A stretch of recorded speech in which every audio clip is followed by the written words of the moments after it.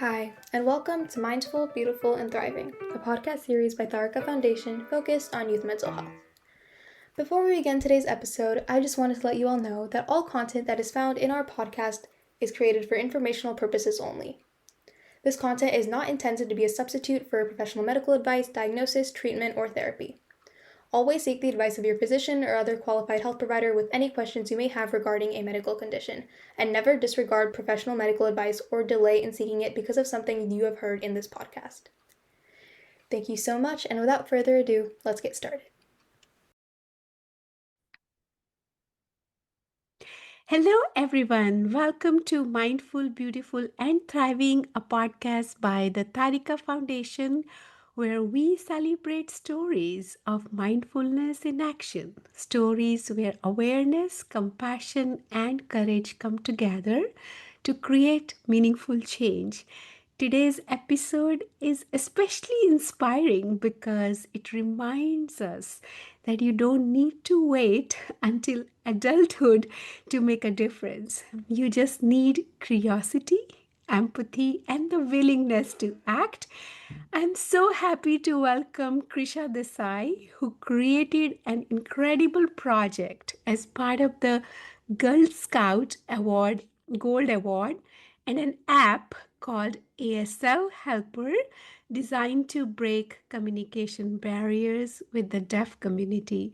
Krisha, welcome. I'm so glad you are here.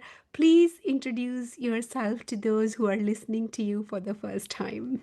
Yeah, thank you so much for having me. It's truly an honor to be here. My name is Krisa Desai. I'm a senior at Mission San Jose High School, and this project was for my Girl Scouts Gold Award project. Thank you. So, can you share what first sparked your interest in learning American Sign Language? Yeah, a few years ago, my older brother was diagnosed to be hard of hearing. So over time, he's actually going to end up going completely deaf. So my family together, we all started to learn ASL, and we noticed what a powerful tool ASL can be, especially in the deaf community itself. And a teacher at California School for the Deaf Fremont, she had posted on Facebook about her wanting to bring more awareness to the deaf community, especially in Fremont.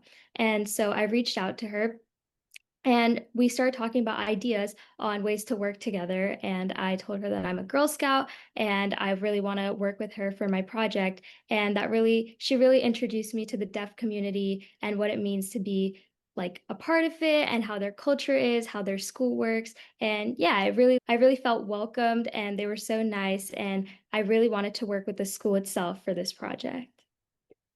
Wow, that's wonderful.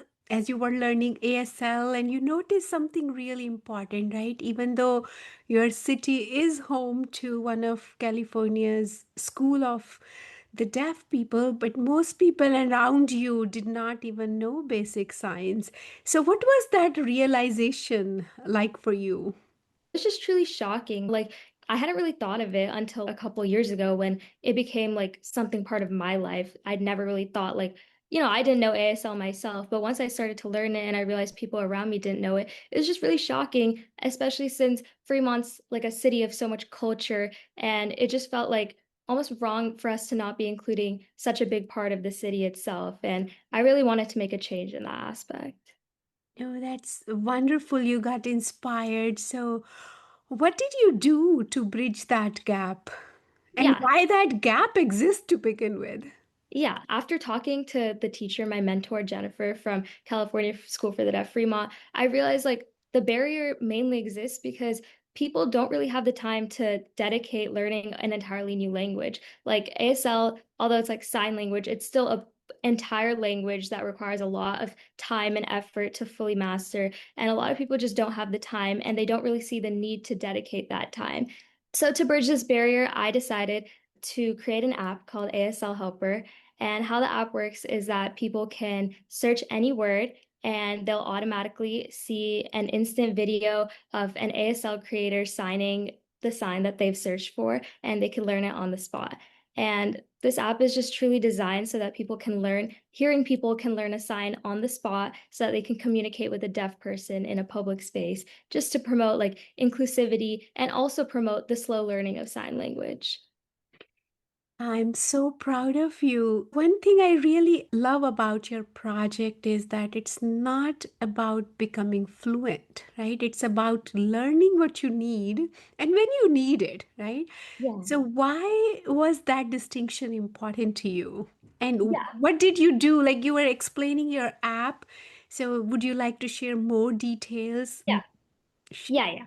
Essentially, there are so many ASL learning tools out there. There's so many programs, so many websites, so many apps that can teach you how to be completely fluent in ASL. And that just goes back to the issue that people don't really have the time to dedicate to learning a completely new language. It's difficult and people don't really see the urgency for that. Where people feel the need to learn a language is in the moment that they need to like communicate, especially with a deaf person or a person that communicates with sign language. So, yeah, like I said, like the app, you just search a word, and let's say that, I'm in a coffee shop or I'm a barista at a coffee shop and there's someone like a deaf person trying to order. It would just be a lot more inclusive to be able to communicate with them in sign language. You could just quickly search for a sign, learn it in the moment, and communicate with them. And also communicating in the moment with a real person, having a real interaction that helps you to better remember. So that can slowly teach you sign language over time, especially signs that you're actually using in the moment. And to further expand on what the app does, yeah, you search for a word, it can show you a video. You can mark it as saved, you can mark it as learned, you can put it in your favorites. You can keep searching for words and phrases, and you can keep track of your watch history. And yeah. And as far as I know, you were also sharing your app also highlights deaf ASL YouTube creators and accurate signing, right? So, can Yeah. you share why representation and authenticity mattered so much in your design? Yeah. So there's so many creators out there that post ASL videos, but a lot of them are hearing people. And while I was working with students and staff and my mentor from California School for the Deaf, they really highlighted how important it is to them that the videos are made by deaf creators because they know the signs and they know when it is appropriate to use which sign. And it's also about promoting these creators that are in the community themselves trying to teach other people outside of the community. So that was really important that it was deaf creators who are showing the videos, and they're the ones who get to teach the hearing community how to be a part and integrate with them. I'm so glad you did that. You like because it has more empathetic design, right? When you Yeah. know people who have created it, it will resonate more with their community. So another thing what I know about you, so you did not stop just building the app, but you also placed QR codes around your city in places like BART station, parks, coffee shops, restaurants. What inspired that idea? Yeah, so the whole idea of this project was so that people could be able to access the app in public spaces. So it was really important to me that I could get the app used in as many public spaces as possible. I want people to get like just spread awareness of the app in general. And the easiest way that you could do that is through advertisement. So I placed QR codes in as many public places as I could. I talked to restaurant owners, coffee shop owners, and it's just so people can scan these QR codes again for the moment that they need them. And yeah, I would love to continue putting QR codes in more places, more cities, because it's about expanding and bringing advertisement so that people can use the app when they need it and so that they know about the app in the first place. That's wonderful. And for those who are not able to scan, is there a way for them to download your app? Yeah, of course, they could just search up ASL Helper on the App Store and they could download it. And I do believe your app is available on Android as well as Apple. Yeah, yeah. Okay, that's wonderful to know. So many young people listening might be thinking, I care about my community, but I don't know where to start. What would you say to them? I would just say the first thing that you should do is to find an issue that you truly care about, maybe something that's personal to you, something that you feel very passionate about. And my biggest tip that I can give is to just network. Like it never hurts to reach out to people, and reaching out to people, everyone wants to help community, especially adults and especially the community that you're trying to help. Like everyone wants to make an improvement. So if you just reach out to people and start networking, you can go so far, especially with a project that you really care about. I agree. And you never know on while you're networking what other things you may discover, which Exactly. right, which can lead you to even bigger and greater cause to work on. Yeah. So, one another question: what was one challenge you faced while working on this project, and what did you learn about yourself through doing it? Yeah, so one of the biggest challenges I actually faced was pretty much the entire project itself. The original project, when I was talking to my mentor at the School for the Deaf, was that we wanted to place like physical signs in Central Park in Fremont so that it was supposed to be for like the playground so that kids could start to pick up on basic sign language. And we were really, really hopeful on that idea. We started designing the signs. And then when I took the idea to the city of Fremont, like the Parks and Recreation Department, they said that building a sign would take years and it probably wouldn't happen and I should just let it go. And at first I was really discouraging because I was like, oh, like I like put so much time in this. I like talked to my mentor. We were both so excited about this.